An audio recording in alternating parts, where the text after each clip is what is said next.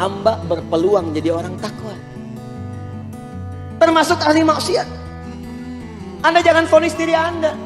Saya sering katakan begini, Allah lebih mencintai pelaku maksiat yang tobat dibandingkan orang soleh yang tidak pernah merasa salah.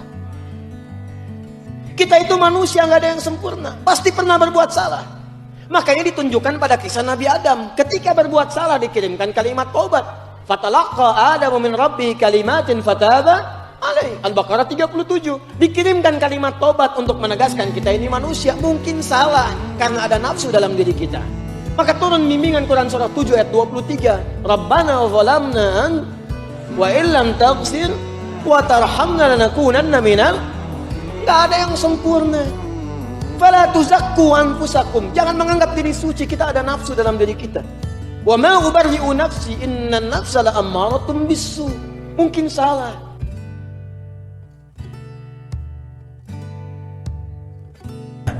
Proses yang terjadi ketika seseorang, bahkan redaksi Qur'annya akhlada, ya, akhlada ilal ardi, ya, itu tajam sekali itu, ya, dikuasai oleh nafsunya, yang seakan-akan menganggap akhlada itu kan dari akhlada yukhlidu, itu akar kata infinitifnya terambil dari diksi khalada, ya, ada namanya khalid, ya, jamannya khalidina fiha, gitu kan, kekal kan, kekal. Jadi kalau kita ingin tarik dalam nuansa sorofnya dan perpaduan gramatikal bahasa Arabnya, itu ada semacam pengaruh kepada jiwanya bahwa dunia ini menguasai dirinya seakan-akan akan menjadikan dirinya kekal dalam kemuliaan, kekal dalam kehebatan. Ya, dibawa tuh kuasai harta supaya kamu bermartabat, supaya kamu hebat. Cuman caranya salah. Ada yang korupsi, ada yang nipu, ya kan? Bahkan ilmunya dipakai untuk berbuat curang seperti itu.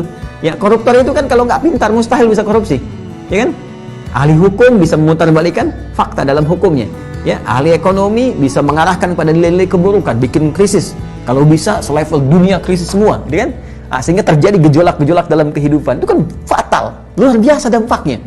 Ya, dan mereka menduga dengan seperti itu, mereka merasa lebih hebat. Ya, mereka terangkat gitu, seakan-akan punya power.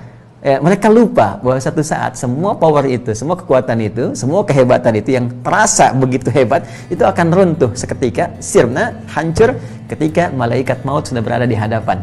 Dan hilang keseluruhannya itu dan tidak punya nilai di hadapan Allah Subhanahu wa taala.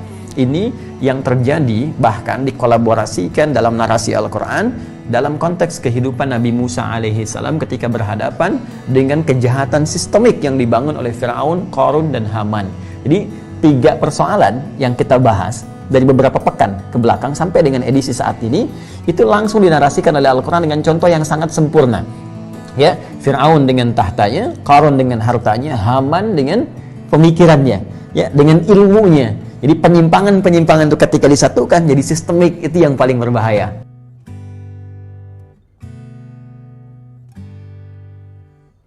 Tuh pakaian-pakaian antum tuh. Orang yang pakaiannya biasa-biasa dia pakai untuk tahajud malam harinya. Antum pesan sekarang, besok dipakai kondangan, dan itu disimpan lagi dalam lemari. Kapan Anda pakai ibadah? Dan semua itu akan bersaksi di hadapan Allah. Makanya saya pernah katakan, jangan sampai ada satu helai pakaian pun pernah Anda gunakan tapi belum pernah dipakai untuk ibadah. Itu berat nanti di hadapan Allah. Saya pernah ajarkan pada Anda, kalau punya titipan pakaian baru, Allah titipkan nih, pakai dulu untuk ibadah. Minimal pakai sholat sunnah, wudu, pakai sholat sunnah. Sholat sunnah wudu, pakai. Begitu sujud mohon pada Allah, ya Allah jadikan pekerjaan pakaian ini berkah. Jadikan untuk meringankan hisab saya di yaumil qiyamah. Jadi kalau Anda sudah tidak berurusan dengan pakaian itu lagi, Andanya sudah besar, pakaiannya sudah nggak muat lagi, maka ringan hisab Anda. Orang lain pakai, selesai urusan Anda dengan pakaian itu.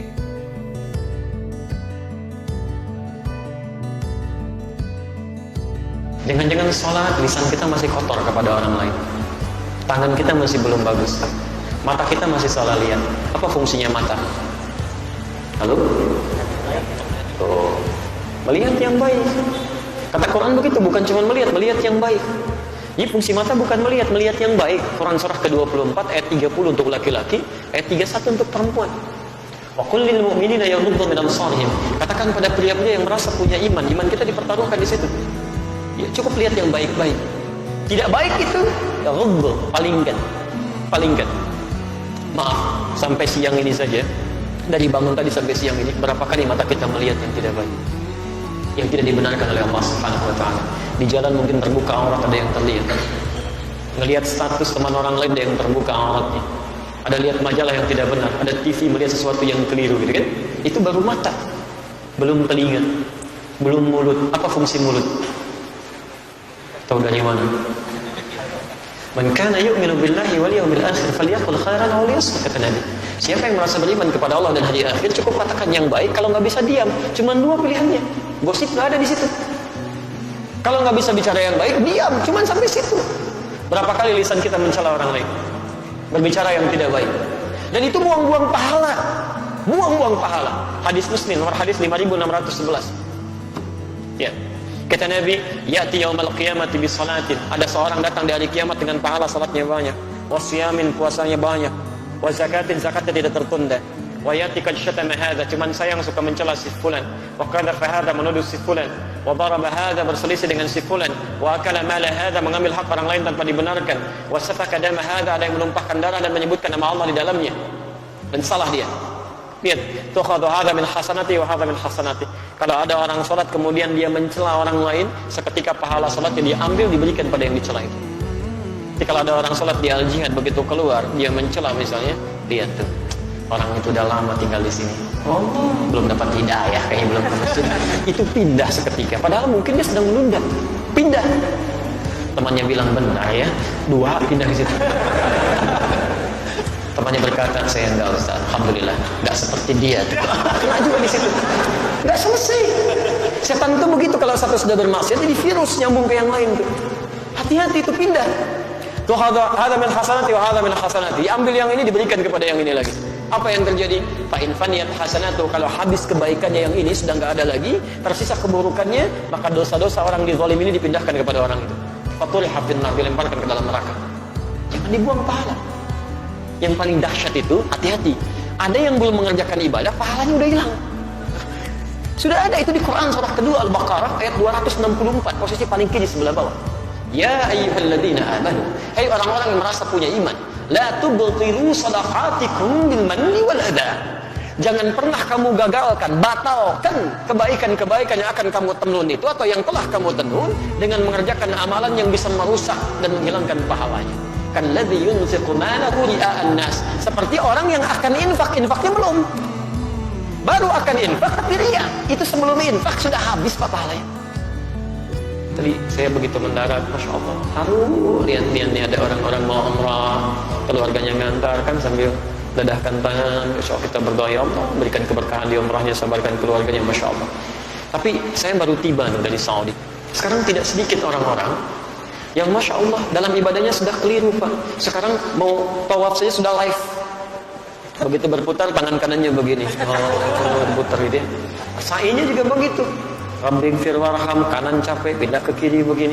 Ada yang sebelum berangkat sudah habis pahalanya. Tetangga dikumpulkan, komplek gitu kan, masya Allah. Kalau niat baik gak apa-apa.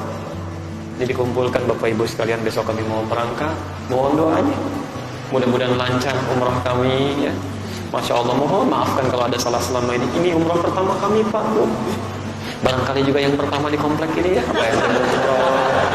PRW belum umroh kan? Kami doakan nyampe sana, semoga yang lainnya bisa ikut umroh juga seperti kami sekarang. Itu belum dikerjakan, habis pahala.